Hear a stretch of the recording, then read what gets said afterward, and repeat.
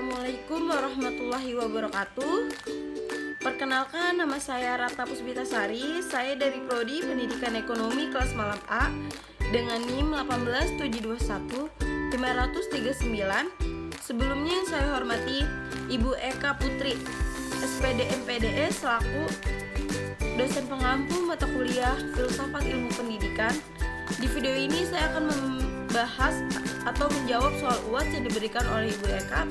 Yang pertama yaitu jelaskan makna dari aliran filsafat pendidikan idealisme, materialisme, dan realisme. Idealisme dan realisme adalah dua paham filsafat yang saling bertentangan. Idealisme telah dianut oleh tokoh-tokoh pemikir baik dari barat atau timur selama lebih dari 2000 tahun. Selama pertengahan kedua dari abad ke-19, idealisme merupakan filsafat barat yang dominan. Di lain pihak, realisme dengan asumsinya bahwa itu berdiri sendiri di luar pemikiran manusia diterima oleh orang sepanjang sejarah. Penjelasan atau arti dari makna ketiga tersebut. Yang pertama, kita akan membahas tentang idealisme. Idealisme adalah suatu pandangan dunia atau metafisik yang mengatakan realitas dasar terdiri atas atau sangat erat hubungannya dengan ide, pikiran, atau jiwa. Yang kedua, realisme. Realisme berarti dalam arti filsafat yang sempit, realisme yang beranggapan bahwa objek indera kita adalah real, benda-benda yang adanya itu terlepas dari kenyataan, bahwa benda itu kita ketahui atau kita persepsiasikan atau ada juga hubungannya dengan pikiran kita. Yang ketiga yaitu materialisme. Materialisme merupakan aliran filsafat yang menganggap bahwa benda atau materi merupakan sumber dari segalanya. Materialisme juga berpandangan bahwa hakikat realisme adalah materi, bukan rohani, spiritual, ataupun supranatural. Materialisme memandang bahwa materi ada terlebih dahulu, sedangkan ide atau pikiran itu ada setelah melihat materi. Dengan kata lain, materialisme mengakui bahwa materi menentukan ide. Selanjutnya kita akan menjawab soal nomor 2, yaitu jelaskan makna aliran pemikiran filsafat pendidikan dalam kurung pemikiran pendidikan di Indonesia. Jawabannya, aliran filsafat pendidikan ada banyak. Aliran filsafat yang tumbuh seiring dengan perkembangan zaman. Berikut adalah aliran filsafat pendidikan yang telah dikenal luas oleh para ahli pendidikan.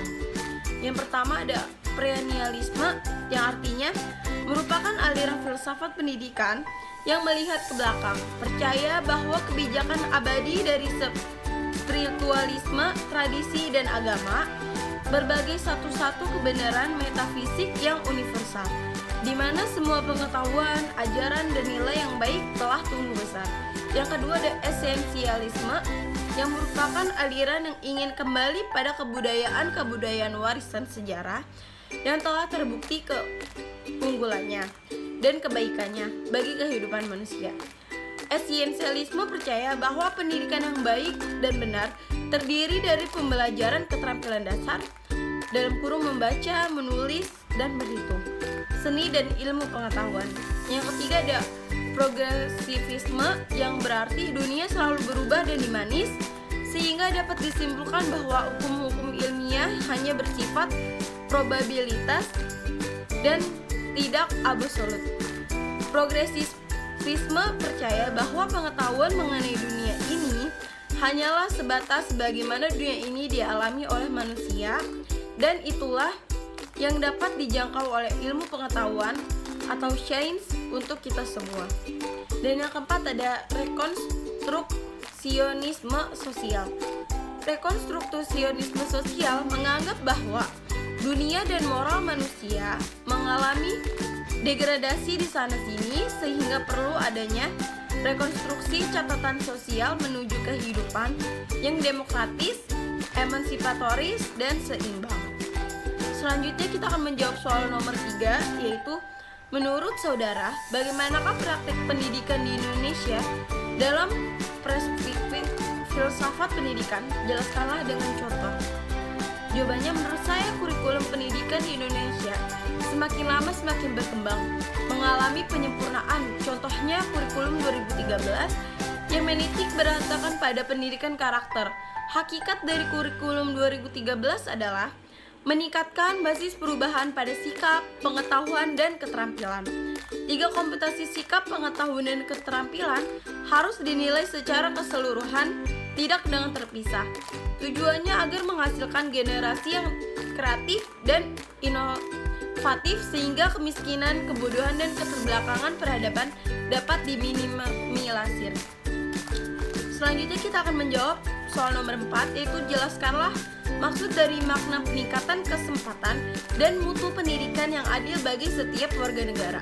Jawabannya adalah masalah dalam pendidikan yang sangat penting, yaitu kesempatan pendidikan dan mutu pendidikan, dan masih banyak lagi masalah-masalah lainnya.